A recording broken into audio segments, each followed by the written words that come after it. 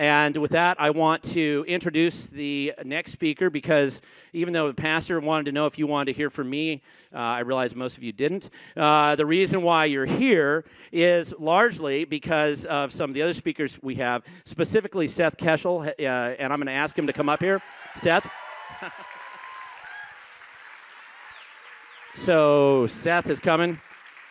Now, Seth, I can tell by that applause that they want to hear from you, not me. So with that, I'm gonna hand it over to you.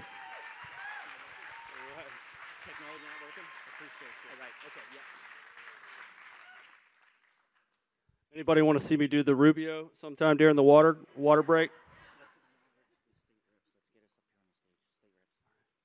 All right, I'd like to ask the state reps who are in attendance to please take your spots on the stage. We absolutely appreciate you coming. Everybody give them a round of applause.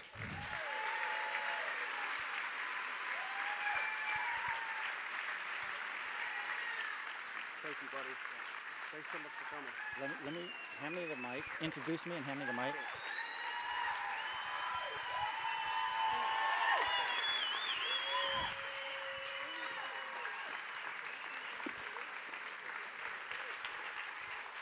Thank you, one and all, for being here. You patriots, one and all, thank you for filling the house. I want to hand the mic to my fellow colleagues. We're state representatives down in Olympia. I want to let them briefly introduce themselves. I wanted you to know they're in the crowd.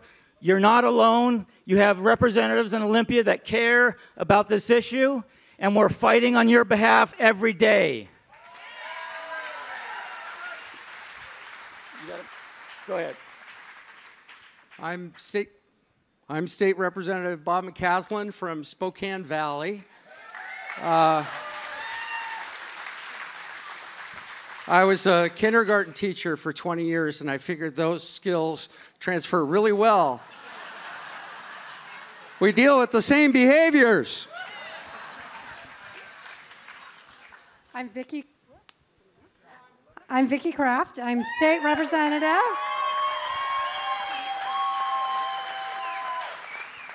I'm state representative down out of Southwest Washington, around the Vancouver, Washington area, Clark County.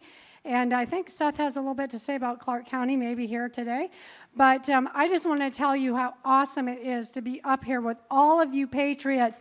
There are more of us than there are of them. So keep up the fight.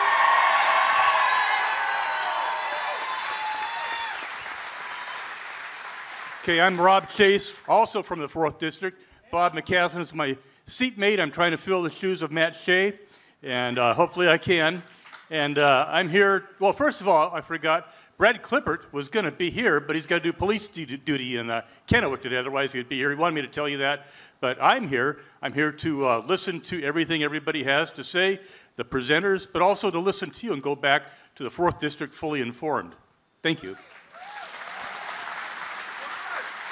And I'm State Representative Robert Sutherland, right here, the 39th District. Welcome!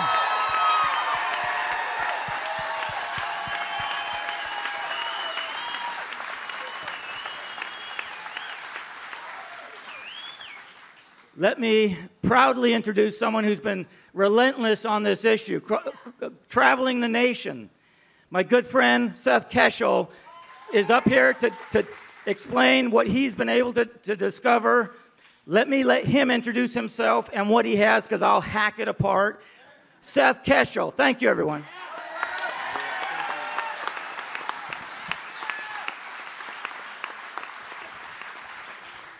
Well, like you said, I am Seth Keshel, and I am a salesman from Texas. Thanks for having me in.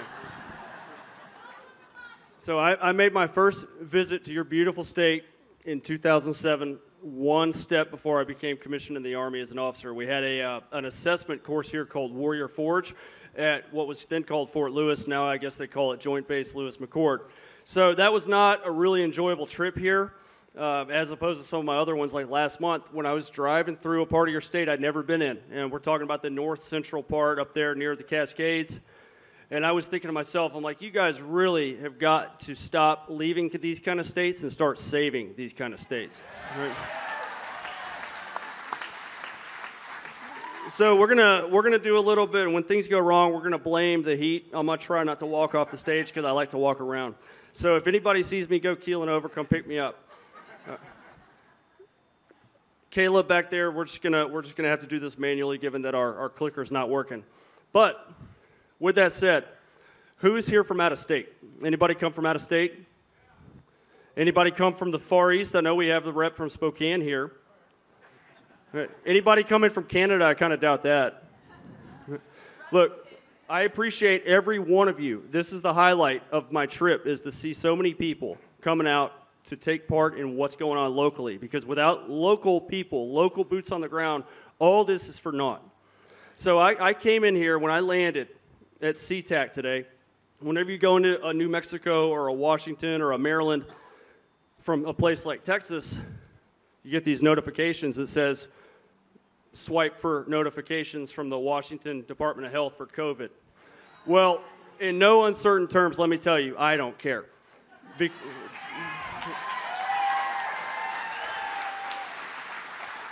Because there's nowhere else that I'd rather be than with people who are involved like you are, that care. Just like Glenn said, he didn't have anybody that cared about this stuff 4 years ago. Now, everybody cares about it because it was delivered right into your living room on November the 3rd. And it's something we're never going to forget. And this is boiled down. What we're going to talk about today is stuff for you locally. Now, my apologies, I didn't focus a whole lot on the East because I figured everybody was going to be here from out West. But we've got you covered. Now, this heat. Every time I leave Texas, I'm like, I'm going somewhere cooler, and then it just follows me there. So I was in Sioux Falls last week, and I saw a dog chasing a cat, and they were both walking. Right. So who's hot? Anybody hot? All right. It's kind of like one of those old tent revivals back in the day, right? This is same kind of spirit. So I got here a little early, and I made my way through the big city, and I always like to kind of look around at places I've never been, and I stopped by the campus at the University of Washington. Look, so the heat causes all kinds of problems, and you would not believe it. You would not believe it today. There was a massive campus-wide power outage thanks to this heat. Huge. Yep. It was so bad that 30 students got stuck on the escalator. All right, so now let's get down to business before you guys think I'm just a big joker. I want to know, how many veterans do we have in attendance today?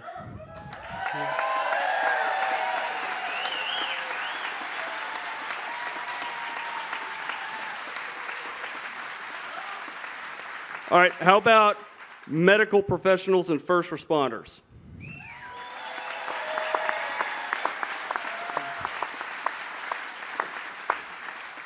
And I would assume an entire building full of moms and dads and grandmas and grandpas. Okay, so with that said, if you fell into any of those groups, or if you're just a plain old concerned American, I'd like you to stand up if you're able.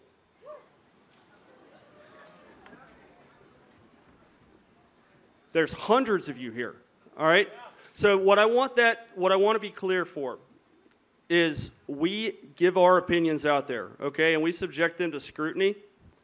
So if you're here from the press and you want to dispute what we're going to talk about, then that's your right. But these are Americans gathered here to look at truth and to see what they can do. These are not so-called, as Glenn told me, conspiracy kooks, okay? These are Americans who are concerned about the direction of their country, and that's what we will be always. Okay, so with that said, have a seat, and thank you.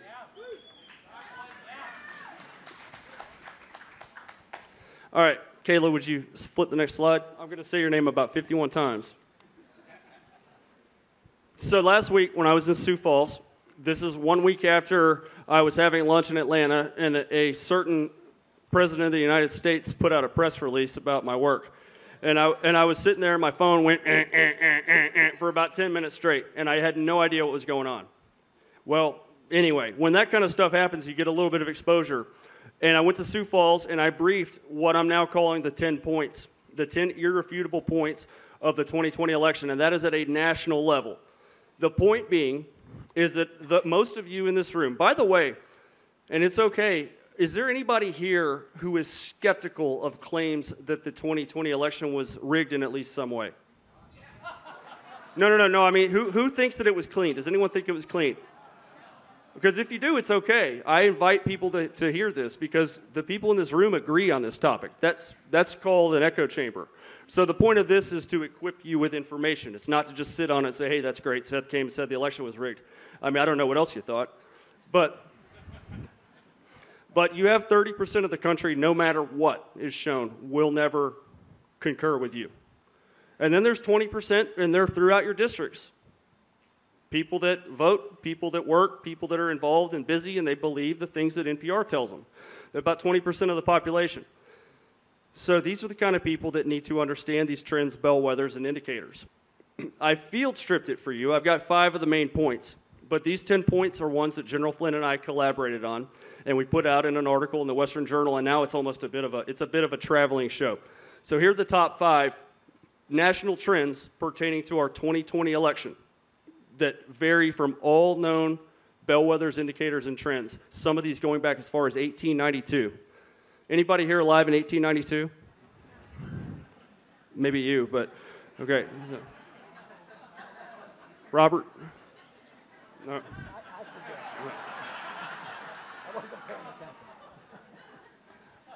Okay, so we're going to go over the top five points. Slide, Kayla. Bellwethers. Anyone heard me talk about bellwethers before? Is there a national bellwether here in Washington? Yes, there is. Okay, so a bellwether. The term bellwether comes from England. It refers to a bell tied around the neck of a ram leading a flock of sheep. So, if the shepherd's anywhere on a hilltop and he hears that jingle of the bell, he knows where the flock of sheep is. So it's a leading indicator of a final outcome. So Indiana closes. Vigo County, Indiana, which has gone to the winner of every presidential election since 1956, goes big for one candidate or the other. Then you have a pretty good idea how that night's going to shape out. That is because the working classes generally carry the most weight in this country. So as states become more college educated in some ways, or if they have other demographic changes, then it can move how the states vote. But most of your bellwethers are in your working class states. That's your Trump core demographic for the 2020 election. Slide, please. These are the 19 counties nationally since 1980 that have aligned perfectly with the winner of the presidential election. 19 of them. Trump won all 19 of these in 2016. Obama got them all twice. Bush got them all twice. Bill Clinton got them all twice, all the way back to 1980. There are bellwether counties that die off every year. Sometimes things change, and at the state level, that's also true. You may not have known, but George W. Bush was the first Republican to ever win without Illinois or Vermont. Now, if you think Illinois or Vermont, well, you're putting them right in here with Oregon, Washington, and California. But stuff changes. So these 19 counties, these are a solid indicator of who controls the working class vote. Donald Trump this year carried 18 out of 19. I will tell you that number 19 is quite debatable by about 5,000 votes. Some of these go as far back as 1952. Others in 1956, 1960, 1964, but all the way back to 1980, you can find these aligning with the winner. Kayla, slide. And of course, that goes on to state level. Who knows a couple well-known bellwether states? Just yell them out. I heard Ohio, I heard Florida. So look, bellwether states do change. I think Ohio is becoming like Indiana. I actually think Ohio is going to be a pretty solid Republican state. Now, given certain conditions being met, which we're talking about today. But when we put these states into coalitions, so why do we have an electoral college in this country? Because if we didn't, it would just be a big contest of going to Florida, Texas, California, and New York. So you'd have 45, 46 states that are pretty much forgotten about. The Electoral College, the founders believed that an electoral system like that would encourage coalition building. And that's exactly what it does. Slide, please. These 4 states, Ohio, Iowa, North Carolina, and Florida, this is a very strong coalition. This is white, black, Asian, Hispanic, urban, rural, suburban, unions, white collar, blue collar, you name it. It's all of them. You have industrial states, you have Sunbelt states, you have an extremely racially diverse state in Florida. These 4 states have aligned with the same candidate 13 times since 1896. So all 4 of them went to the same candidate, and every time that candidate was elected or reelected since 1896, except for 2020. So Trump carried all 4 of these states both times he ran, and in 2020. Slide, please. Primary vote. Who voted in the primaries last year? A lot of you. Oh, that's a ton of people, especially for a big, bad pandemic here. So you guys must have really hated the incumbent president to get out there and vote in record numbers with no viable primary challenger up against Trump, right? I mean, Bill Weld was pretty scary, we got to say. Right. Okay, so the primary vote. A lot of people don't know this. Anyone know how long the primaries have been around? 1912. So they've been around since 1912. How many one-term presidents have we had? 4. 4 one-term presidents since the primaries began in 1912. The primary vote is one of the key indicators of an incumbent's strength for re-election, and also, conversely, a primary indicator of a challenger's strength for the election. Slide, please. These are the 4 presidents since the beginning of primaries in 1912 who have ran in a primary, won a primary, and then lost the election. Hoover, Ford, Carter, for the sake of some diversity in the parties, and George Bush, 41.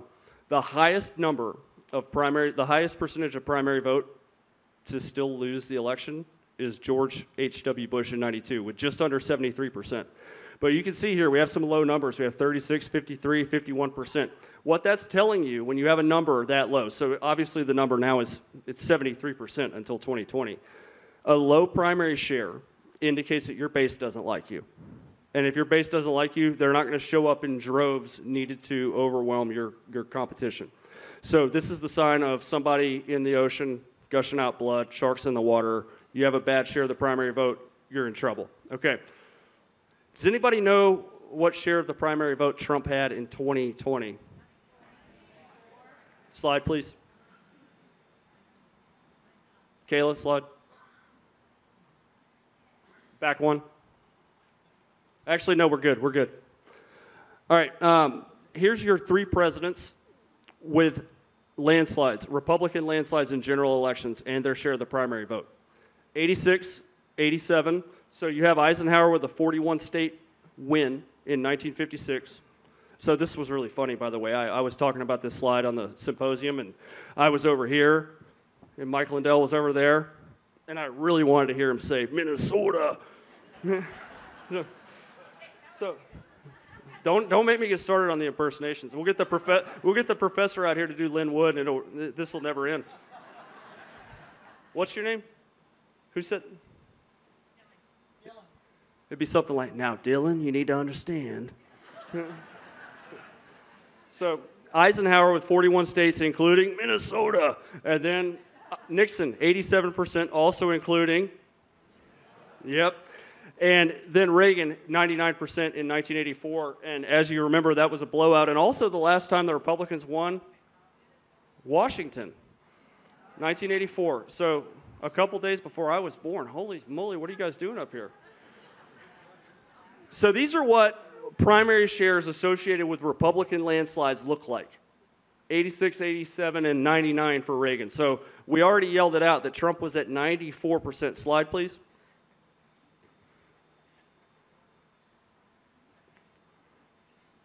Kayla? Right.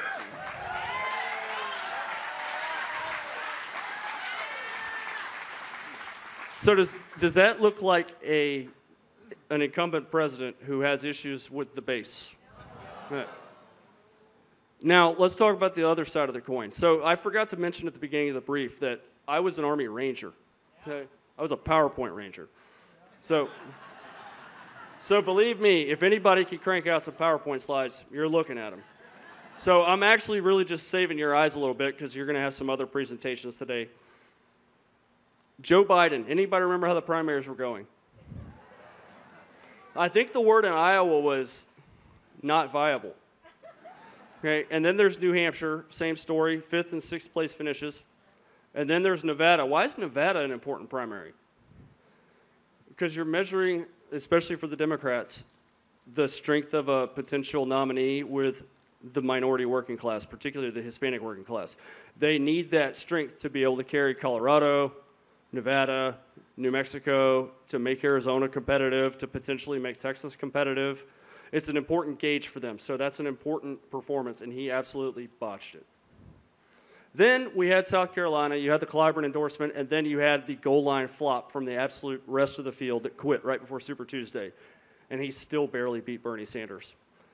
So his primary performance is actually indicative of very poor enthusiasm and turnout, very bad. There was one candidate who had primary performance that suggested high turnout. Okay, I think we know which one that was. Slide, Kayla. Point number 4, incumbent vote gain. Since 1892, no incumbent has gained a single vote and lost re-election. On 3 elections, the incumbent has lost votes from the previous election and been reelected. That was FDR twice and Obama in 2012. Obama lost almost 4 million votes in his reelection and was still reelected. Why? It goes back to the bellwethers. It goes back to the bellwethers. Romney had little strength with the working classes, and I'm going to show you a couple counties here, one in Oregon and one in Washington, to demonstrate that issue with Romney. Slide, please. This slide, General Flynn calls this slideology. So he'll take your printed out slide, he'll grab a pen, and it'll be unrecognizable in about 5 minutes. So pretty much if you have to read it to somebody, you're doing it wrong. So I might actually be doing it wrong, sir, if you're watching. I'm sorry. This starts in 1900 and it goes up through 2020, and it shows votes gained by the incumbent from previous election. Trump's total is the 3rd highest on that graphic. So Nixon's total is higher in 72. There are a couple reasons for that. Number one, there was a valid third-party candidate in 1968, George Wallace, who won electoral votes, took a lot of votes in the South. So you have a lot more votes available between the two parties in 72, and that was George McGovern, who even in 1972, he turned this state into the political equivalent of Wyoming. So a lot of votes to go to Nixon in 72. Then you have Bush in 2004, and you'll see it in the coming slides on the counties. I don't look at 2000 often because it was a historically low turnout election. And 2004 was the first election that got us into the level in which these current trends have continued. So you have about 12 million votes gained for Bush in 2004, and then of course Trump is up 11 million votes. That is not really, if I'm really going to scrutinize this, I don't think that's a popularity issue, like we were told. Any suburban women in here? Just a few of y'all. Okay, slide. And finally, this is one of my favorites. So I like to have you guys participate so you don't fall asleep, especially with the heat. If any of you had a big meal before you got in here, and it's also why I tell jokes.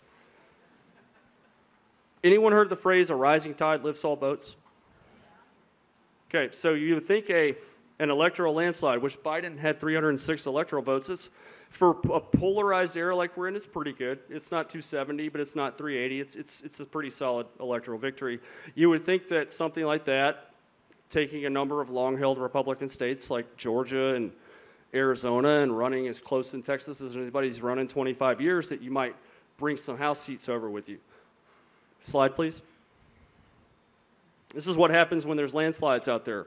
Reagan in 80, Reagan in 84. So big popular vote landslides, big electoral landslides. And just for the sake of inclusion, we have the Obama landslide from 2008 in there. And look at the House seats gained for the president's party. Rising tide lifts all boats, 34, 16, 21.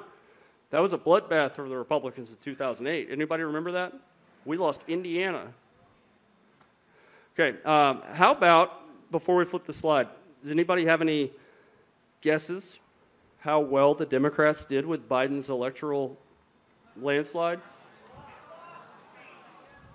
Slide, please.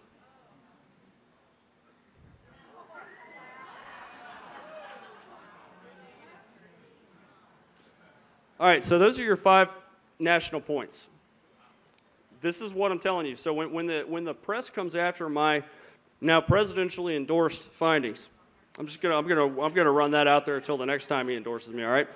So when the press comes after that and they want me to invest 10 hours of my time to explain to them all the methodology and all the trending, which we're going to go over here locally, just so they could blast me and blast my family. And then I say, you know what? Here's 10 irrefutable points from me and General Flynn. They don't talk about it, and I really can't figure out why. I invite every one of you to look up the numbers we just talked about. Absolutely clean. Slide, please. Who wants to talk about your stomping grounds?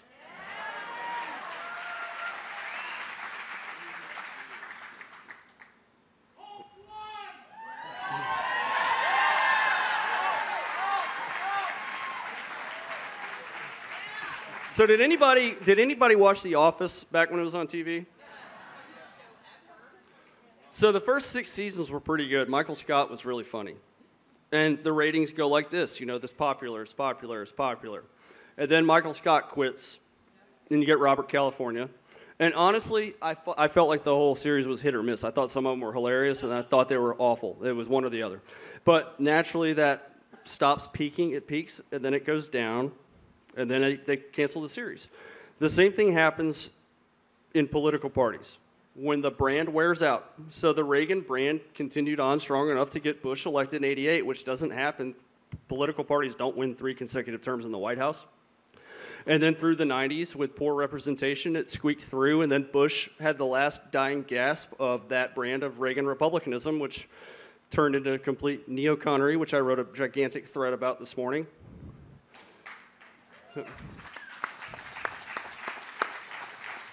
But long story short, the parties peak, and if they don't adapt with the electoral issues, it doesn't matter how much growth happens in a state population-wise, they will flatline on votes and new vote gain. Same thing is true of the Democrats. Obama was the peak of the Democratic Party in 2008. Throughout the working class states, throughout the coastal states, it doesn't matter. Like, he was the best punch that they had organically in 2008. And since then, it's been downhill. So you may be surprised to know, just because you haven't had a really good punch here from a national Republican candidate until Donald Trump this year, I'm telling you, you're going to be surprised at these numbers. The Democrats have barely grown any votes at all in 12 years. So Obama in 2008 had 1.75 million votes. He gained 5,000 votes here in his reelection with a growing state, 5,000 votes. And then Clinton was down 13,000 from Obama. You may remember that your electoral college in 2016 had 4 electors they didn't give to Hillary Clinton. Does anybody remember that? Okay, so what does that tell you about the left in Washington? The grassroots left. They're not into the corporate brand of the Democratic Party, okay, with all the faults. So the point is, it's not to necessarily vanquish people you disagree with, okay? It's to have fair elections about the ideas that both represent. Okay, so it's pretty clear based on that, based on the issues with the Democrats gaining votes in this state, that brand has peaked here in the Pacific Northwest, despite all the population growth. Most of the counties I'm going to show you, aside from one, they've got between 15 and 17% population growth in a decade, which is pretty good, pretty good. The East isn't growing as fast as the West is. It's not as fast as Texas. But the Republicans are just as bad. So really from 2008 to 2012 to 2016, the raw votes between the two parties were in the exact same 100,000 group, 1.7 something million to 1.2 something million. No growth. And then Trump comes in this year and he says, I'm going to gain 363,000 votes in Washington in one election cycle. Trump gained 363,000 votes here. How many of y'all were part of that? Yeah. So I would call it cheat by mail, but they've been doing that here for a while. So Joe Biden, the Democrats are stuck. They are stuck within the same 13,000 votes, 3 elections in a row. Anybody want to know what Biden gained in this state in one election cycle? 627,000 votes.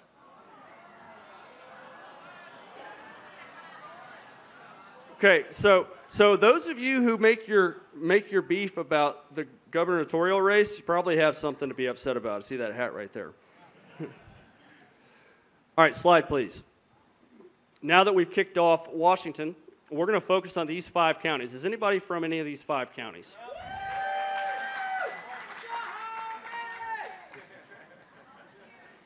So we have a bit of a mix. The first one I'm going to focus on is Grays Harbor. Is anyone from Grays Harbor? All right, great. So you have some issues here with analytics in Washington.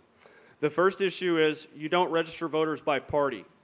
So if you followed my work, party registration is a key indicator for analytics. It's extremely accurate. You can go back as far as records are available and look at party registration trends and absolutely tell which direction a county or state is going to be going in the next election, which is why I was able to peg Florida at 300,000 plus for Trump, which is why Pennsylvania was an absolute slam dunk landslide without the issues that it had. Okay, it's the same reason you can predict North Carolina, same reason you can predict Colorado and Arizona. The voter registration rolls tell you the story. Here, you have many parallels to your southern neighbor who does register voters by party. Slide, please. We're going to talk about Columbia County. You may not know this. Maybe this is just my nerd side coming out. Does anybody know what Columbia County and Grays Harbor County have in common? Was anybody here alive in 1928? Seriously, you might be, 92? Okay, so 1928 was the last year a Republican carried Columbia County, Oregon, and Grays Harbor County, Washington. 1928. Until Trump won them both in 2016. Right. So there's a reason for that. So the Republican coalition had been largely the same for 30 years, since Reagan. Now, because Reagan was who he was, and the people that followed him were not Reagan, okay, the representation kind of died out. But before that, the Republicans had a bit of an ability to work with the working class vote. Reagan, really the last true great one, winning a lot of the states like close in Minnesota, but winning the Rust Belt with no issues. That's how you get Republicans that win Michigan by 10 points. So when people want to look at my numbers and say that's a crazy number in Pennsylvania and Michigan, well, it used to happen all the time, back when Republicans could talk to the working classes. This is Columbia County. This is the core Trump demographic. This is the so-called white working class, but conservative populism actually sells to the working class of all races, which is why Trump's performance with minorities was the best since 1960 of any Republican. This is the only crazy analytical slide I'm going to subject you to, so bear with me. On the left side, looking down at 2004, when it says D plus 12.2%, what that means is when you take the number of registered Democrats and divide it by total voters and do the same for Republicans, and you take the difference, the Democrats have a 12% lead in voter registration. And there's the result in 2004. Bush was actually pretty decent with the working classes. Does anyone know about the industries in Columbia County, Grays Harbor County? Fishing and timber, middle class, white non-college voters. This is absolutely the coalition that shifted under Donald Trump, and it was all over Pennsylvania, Michigan, and Wisconsin. So look at the difference between 2004 and 2008. You see the Democrats make up 3 more points in registration, and that's what went onto the rolls on the right side. 1,000 new Democrats and a loss in Republicans, and that moves your percentage towards Democrats, and then you see the results. You have a 12% Democrat margin now instead of 3% the year before, a 3,000 vote Democrat win. This is why I refer to the 2008 campaign as the last gasp of the working class Democrat. Romney was so weak with the working classes that if there would have been a Trump figure in 2012, Obama would have absolutely been a one-term president. Because when people start changing parties, it is a double flip, and it's absolutely a powerful thing. Now look, going into 2012, you see a move towards the Republican Party in this county of more than 4 points. But is it actually a move towards the Republican Party, or is it a move away from Democrats? It's a move away from Democrats. You have a loss of 1,200 Democrats, hardly any new Republicans, but that alone is enough to project that the county will tighten in favor of Republicans, even though Romney barely gained anything over McCain. The growth in this county is minimal, so you're going to have a bit of a trade-off, a bit of a push and a pull, and now you see it's a 5% county. And then you have Trump on the scenes. This is where people actually begin registering as Republican rather than anti-Democrat. So you see a large surge towards the GOP, 1,200 new Republicans, 484 Democrats, cuts the registration to 7, and it indicates what? It indicates that this county is moving hard to the right, and it flips for the first time in 88 years. So now, if I'm looking at 2020, and I really want to know the truth, polls are useless, folks. So our friends behind us probably have people conducting localized polls, but they have a margin of error just to give you an idea of where in your areas you might have issues and where you have strength and where you need to be campaigning. Other than that, it's a propaganda tool to keep you at home depressed. Fact. Propaganda. There's a thing called social desirability bias that you suburban women are subject to, apparently, where you don't want to tell a stranger your preferences, so you wind up with a 43 to 39 poll, 18% undecided. Well, Biden's going to win in a landslide. And it kind of starts to sink in. So now I'm going to look at 2020, and I see 5.3% more towards the Republican Party. This county is almost a Republican county now in registrations. And you have 1,700 new Republicans and a loss of Democrats this time. Literally, people are done with the Democratic Party. So this is the exercise I like to put you all through. This is really kind of like training before the main event. I'm showing you half of the answers to the quiz. There's Trump with 17,150 votes, which is the highest single cycle gain for a Republican in the history of that county, with a limited population base, with a massive move towards the Republican Party. Now look at the Democrat trend since 2008. 13, 12, 10. Okay, so we have some third party parked over there. I would probably estimate that that's half and half based on establishment Republicans not wanting to vote for Trump or not trusting Trump, and then some of the Democrats moving away. But then we see nobody's registering Democrat now. So just looking at the trend, 13, 12, and 10, what would you guys estimate to be a realistic Biden vote total in 2020? Because every time the Republicans move up, you see a loss in Democrats. That means old school Democrats are now voting for Trump.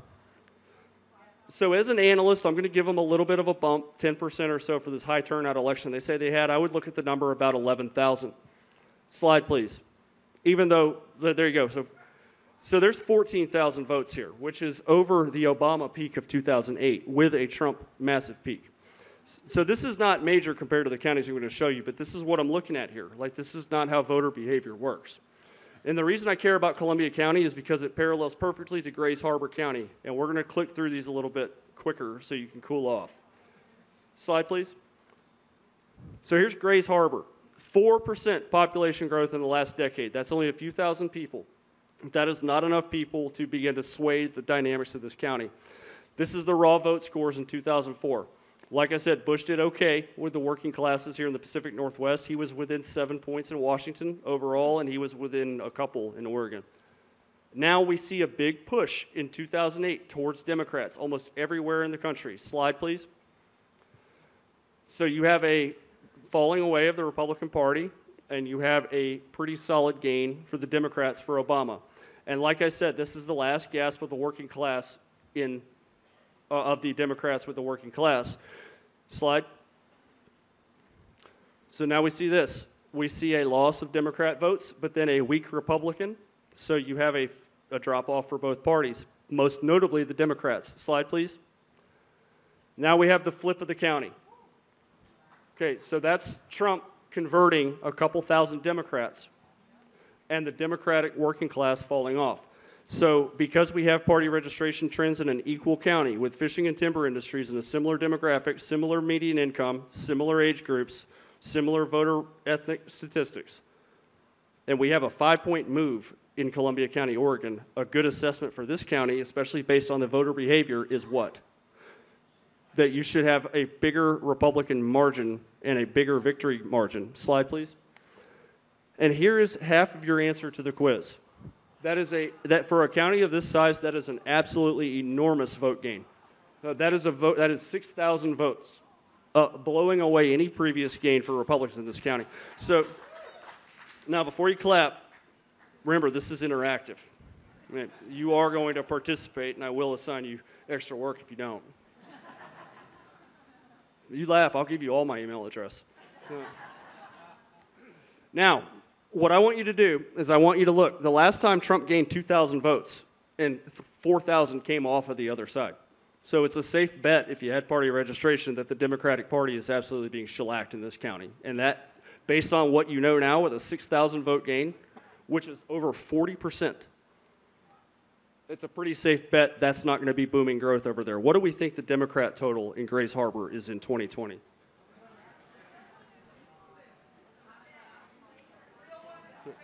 All right, so what my actual functioning brain tells me is about 10,000, but what my conservative, give them as much credit as possible brain would tell me to estimate is about 12 to 14, just in general. So please flip the slide.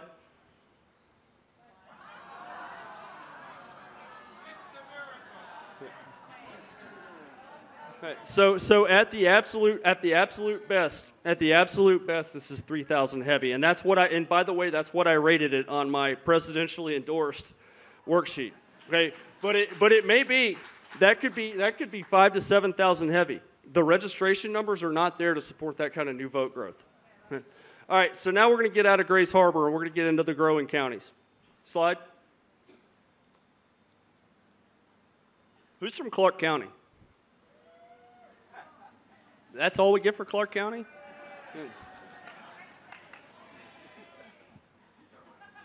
You ready for this? Okay.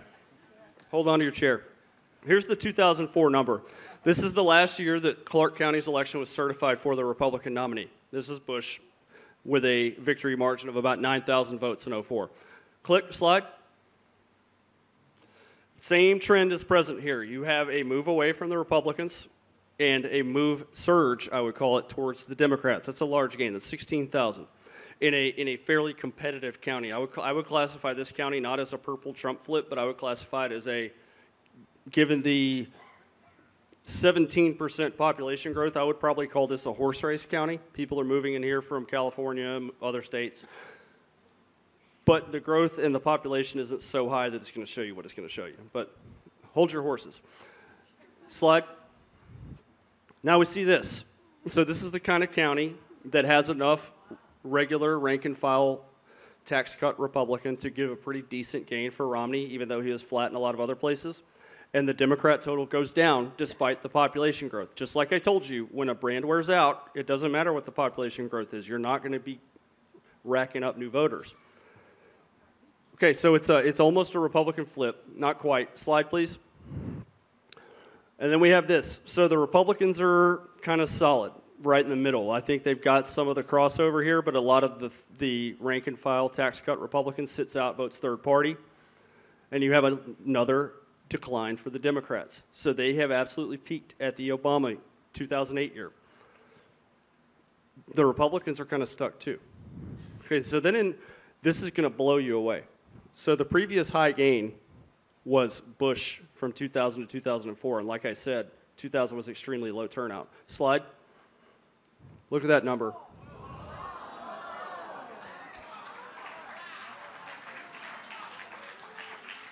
So leaps and bounds ahead of any previous number. So let's just look at the other side for just a second. The Republicans and Democrats trade off votes in 08 and 12. Basically, some people said we're done with Obama in 12 and went to Romney, and then in 16 it was like a standstill. And then this year, it's like, hey, here's 34,000 new Republican votes. Let's take a guess on what we think should be in that Biden column. Yell it out. Don't yell out the certified totals. Yell out what you think it should be. Okay, I heard somebody say 95. All right, so this is what I would think, just with a logical mind here, looking at some of that third-party vote in 2016, I would think that Biden's number would be anywhere from 90 to maybe 105 at best case scenario. Next slide.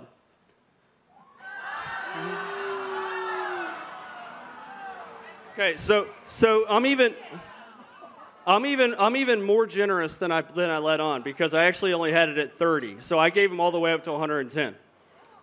So 140,000. Okay. Next slide, please. Anybody from Pierce County? This is even better than Clark County. Okay, you have the same thing, except it's a little bit more left-leaning because you have the capitals there, right? Okay, just checking to see if y'all are listening. So look, so here's an 8,000 vote Democrat county. Slide, please.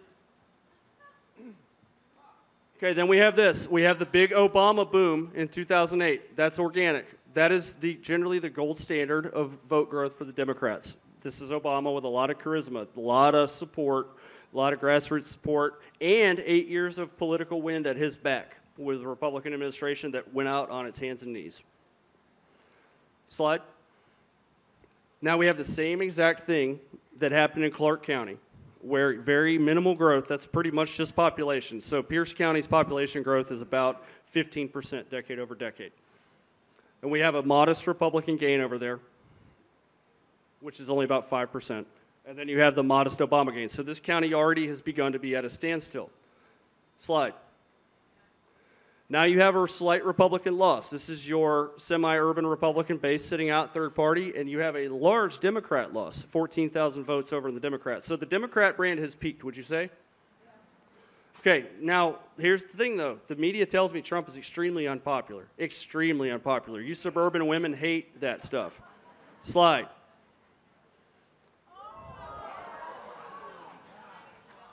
Don't you guys love it when I show the numbers like this? Right. So you have to tell the story. Like, that's why the knowledge of politics is an important thing to thread into this. So there's your 51,000 vote gain in one election cycle. And the last time the Republicans gained votes, you had a slight Democrat vote gain. So yeah, let's make the case. Let's make the case they can grow a little bit here. It's a high turnout election. There's COVID, right? COVID. So I would go ahead and say, well, what do you guys think in that Democrat column? Real totals, the real totals. Stop yelling out the certified totals. Right. Okay, so if I'm looking at this, if I'm looking at that, I'm going to go ahead and say that number is probably going to be in the 180s. That would be my guess, and that's going to bring back some of that third party. All right, drum roll. Everybody, give me a drum roll. Slide.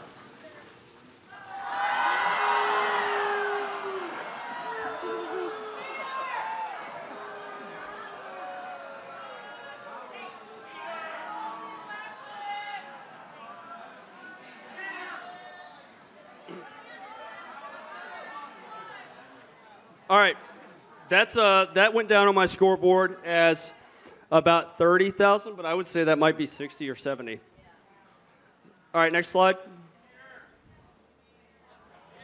Anybody from Whatcom County?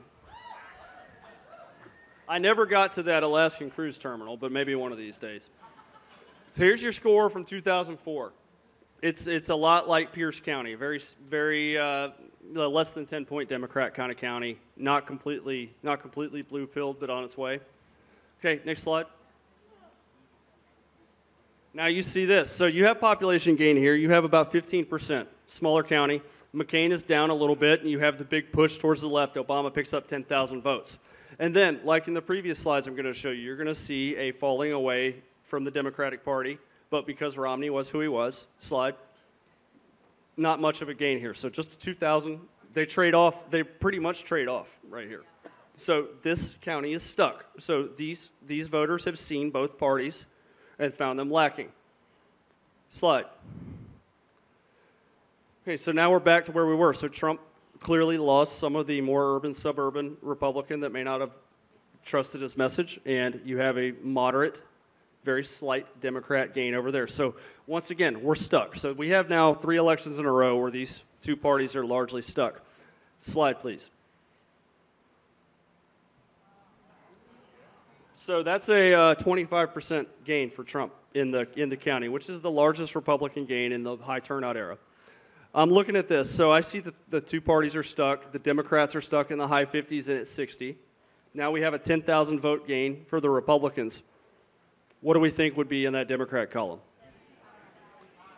Somebody said 65.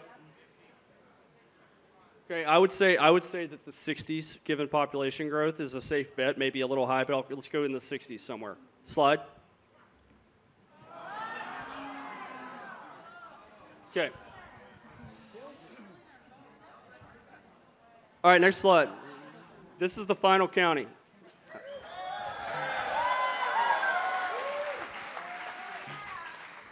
Glenn, how am I doing on time? I'm good? Okay. All right, here we are, Snohomish County. This is absolutely what I would classify as a potential horse race county. Translation, you have the population makeup, demographics, and population growth to support both parties potentially gaining. Potentially, that's a key word. We have 16% population growth on an already large county. Pretty good. So here's your score from 2004. This county hasn't been Republican since 1988, at least not presidentially. Slide. We have a huge push in 2008 for Obama. That's organic. That is your benchmark for growth. So pretty much when I'm going through these horse race counties, this is one of the things I'm looking at, because time and population growth doesn't necessarily guarantee parties gaining votes. But we have a loss for Republicans. We have a big gain for Obama. And then what do we think happens in 2012? Just like everything I've already shown you. It tightens up. Next slide. So there's your suburban Republican going to Romney. And here is your very, very minor tick upward for the Democrats. Slide. Here's Trump. Trump has the same thing in Whatcom, where you have some of the third-party Republican throwing the vote away or maybe even voting for the other side. You have a loss now in Democrat votes in spite of population gain. So now, look at the Democrat column 3 years in a row. It looks just like the statewide numbers, where they're stuck. They're absolutely stuck. So now, these suburban women, that's suburban women all over this county, I would say, right? All right, so the suburban women were so mad. They were so offended. They were not offended in the Billy Bush incident, but they were really offended. Really offended on the next slide. Extremely offended. Okay. So much so that there's a gain of 38,000 votes in this county. That's some serious offense. Now, what do we think, given that they're stuck? They're stuck here 3 elections in a row. What do we think that number will be? I would estimate, just as an analyst, we might even go all the way up to 200. All the way up to 200. So 180 to 200. Slide.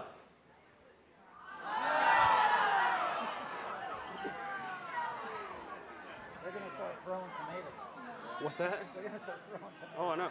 Well, so Mr. Sutherland up there says he's worried that y'all are going to start throwing tomatoes. Yeah. Or where's that giant hook that comes off the side of the stage? Right. All right, so that is on my generous estimate. On my generous estimate, I have these 5 racked up for 113,000 excess votes. Right, so excess votes, it doesn't account for any of the other stuff you might hear about or any of the cyber stuff. This is just straight up extra stuffing of ballots. Statewide, I had 333,000. But I'm low. Remember, I estimate low. I don't even know where to begin on King County, and that's why I'm not talking about it. So there's really no way to know. So there's no way the margin here was 20 points, and there's no way your governor candidate lost by 17 points. Okay, no way. Right. So the point being, because we don't know what we don't know, which is why we're out here pushing for audits. And if you're not going to get one statewide, you sure as heck ought to be pushing for them locally somehow. So look, if any of your clerks or auditors can explain this stuff, given that you've had mail voting since 2011, is it? Statewide?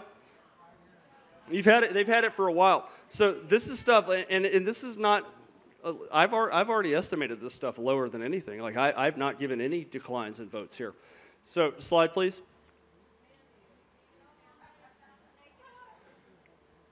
Is this the last slide?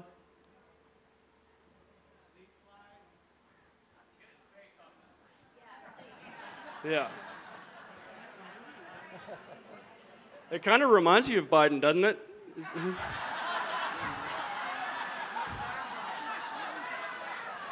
You know, it's got like 19 windows open at the bottom, and it won't load the email. Great. So much like the Democrat vote column in Washington, our presentation appears to be stuck. Kayla, are we good for another slide?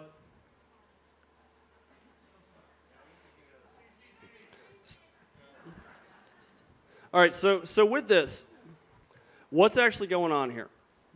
So we had the mail-in election from hell, okay, already in a mail-in state. We had the same exact thing going on in Colorado, same exact thing going on in Oregon. And many times they fly in the face of the actual party registration values. Okay. All right, we're just going to restart this guy. I had some action items for you guys. Okay, so all this stuff is just noise if you're not going to take it and do something with it. Right. So if you don't have confidence in your system of elections, okay, what do you have? Okay, Right. So this is something to me that is a win-win. I've had people, and like, of course, over the last 9 months, from the time General Flynn pushed me out into the Twitter universe, that's a good story. He wanted to put an interview out that I did. Am I allowed to say anything I want in a church? Yeah. Right. Well, it's the words in the Bible. So we did an interview, and he was like, "This is perfect for the middle-of-the-road person that doesn't believe anything." And he said, "Give me your Twitter handle," and the guy who shot the video. And I was like, Twitter handle? What do you mean Twitter handle? He's like, "Well, how do you expect me to tweet out your interview if you don't have a Twitter handle?" So lo and behold, @S Keshel was born. And 60,000 people signed up in a day, and everybody was mad that I didn't follow anybody, but had 60,000 people watching this stuff. So look, there's only one issue that matters right now. That's it. Like tax cuts, we can worry about that stuff later. I mean, we have an election integrity crisis in this country.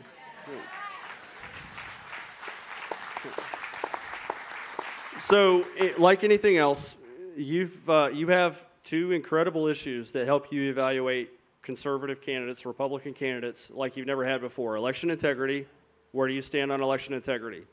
Because in this state, there is no punting on election integrity.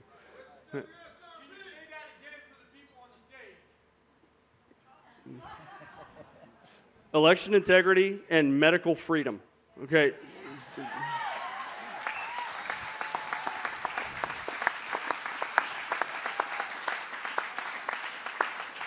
So we've all had our moments. Has anybody? I know for a fact that there's people whose spouse is like, "You're crazy." Now, has anybody else looked at themselves in the mirror and said, "What if I'm crazy?" So sometimes I wonder if I'm crazy, and then I look at the news and I see the Attorney General of Michigan threatening to send the law enforcement after people who are talking about the election. Excuse me, lady, what country do you think this is? That's not how my dad trained me, to sit around and take a back seat to people like you. You work for us. Okay? That's a fact. Okay, number two. So you need to tell these folks, put their money where their mouth is. It won't be long. I mean, you saw what the DHS put out the other day, maybe, about if you question medical restrictions, if you question the election, that you're potentially a terrorist. Are you kidding me? When I was 25 years old, I was chasing terrorists around some godforsaken desert, and now you're going to call me that just because I have a brain that can look at statistics? Come on. Right. So you need to challenge people that are like that, especially the enemy inside the wire, which is the Rhino Republican Party. Yeah.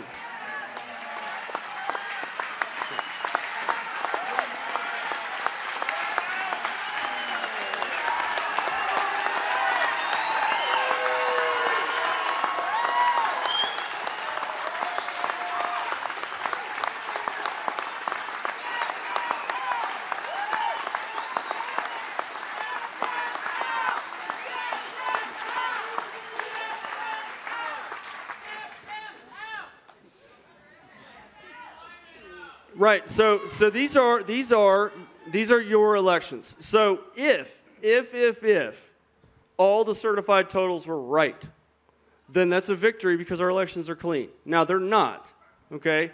But if they're not right, then it is incumbent upon us.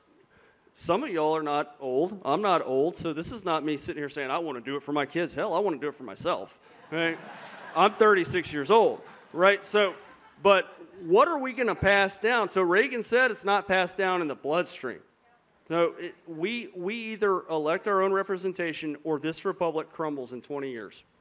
It is not going to last forever at this rate, no matter what you hear. 106 years ago, at the start of the First World War, there were 14 nation-states in Europe. Now there's 47. Okay, so if you don't think it can happen here, then pick up a history book. Okay, because there's so much bad blood now. No matter what you look at, mainstream media, you're going to see a mid-40s number of people that think the election was decided by cheating. And in conservative media, you're going to see a number in the mid-50s. So ballpark that, half the country has problems with this election still. Hey, that is more than had an issue with it in November when we saw it right in front of our faces. People are not looking at Washington and Oregon very closely, except for here. But you cannot have an election where Michigan and Wisconsin are ripped away at 3:45 in the morning, Pennsylvania and Georgia get yanked after 3 days because the leads are so big, and then accidentally have Oregon or Washington inside 5 points for Biden, because those numbers suggest that's probably what was happening. Hey, I don't know, and unless we get to the bottom of it, we may never know how Colt did or how Trump truly came out here, but it wasn't 20 points, it wasn't 10. Hey, it's tight. Okay, now finally, you guys, they all work for you. These are some good ones here. Okay, I know them personally.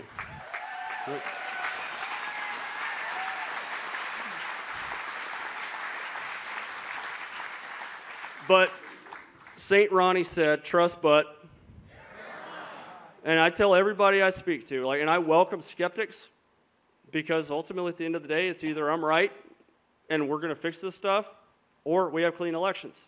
Okay, we don't have the clean elections, but look, so we trust but verify. Every one of y'all can find this material online.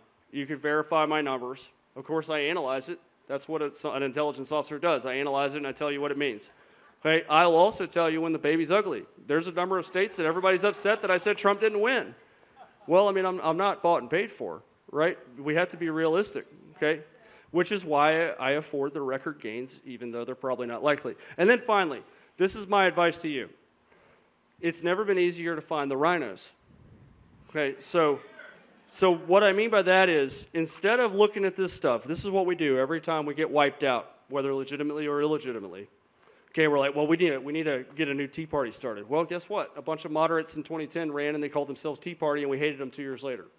So people know that the drift of the conservative movement is America First conservative populism. They know that. So you will still have people coming and saying that they are America First candidates, because they're not stupid. But if you start out, instead of who do we need to primary, you need to ask, who do we need to keep? Okay, so the first thing is everybody's getting primaried. And then the second pass is, hey, they're great, good, we're good, Robert's good, Vicky's good, right? So we keep. But if you look at it like that and you checklist down and you talk about election integrity, you have a rep from Erie County, Pennsylvania, Republican, mocking his own voters in Pennsylvania. Pennsylvania is one of the most third world, actually, I'm sorry, Iraq and Afghanistan, I've just insulted you, because Pennsylvania's election was worse than a third world election. But you have a rep from Erie County who has mocked his voters over wanting forensic audits in Pennsylvania. I guarantee you, if you flipped over Pennsylvania, you'd find a 6 to 8 point Trump victory in Pennsylvania. So that kind of stuff isn't going to fly anymore. So election integrity and medical freedom, if you can screen those two things out, that's the only two things that are going to matter this cycle. And until we get to this cycle, there is no moving on until we get to the bottom of 2020. Right, so that's something that's not going away in 9 months, and it's not going away anytime soon. Okay, I can promise you that. So with that said, I want everybody, if you care about what we just talked about today, my wife hates it when I travel on Sunday. Hates it. But it's worth it to me, because this is just a season in life. So if I thought I was up here talking hot air, I would have slept in this morning. So, and sorry, Casey, I did kind of roll the dice on this. I got up, flew out this morning. I could have been canceled, but I think God wanted us to talk about this today. All right. So if you're not involved yet, make a promise to get involved. And if you're not talking about election integrity, you need to be in front of your school boards with these stupid masks. Okay? You need to stop disrupting the growth and the emotional maturity and development of our children. Okay? So the children are born innately desiring freedom, which is why they say, how much longer do we have to wear these masks? They've not yet been conditioned to just go along to get along. And the best way to get absolutely chewed up and destroyed is to go along to get along in your elections and in life and with your medical freedom.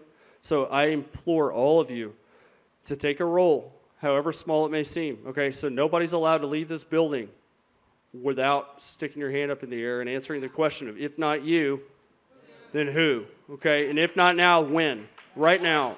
All right.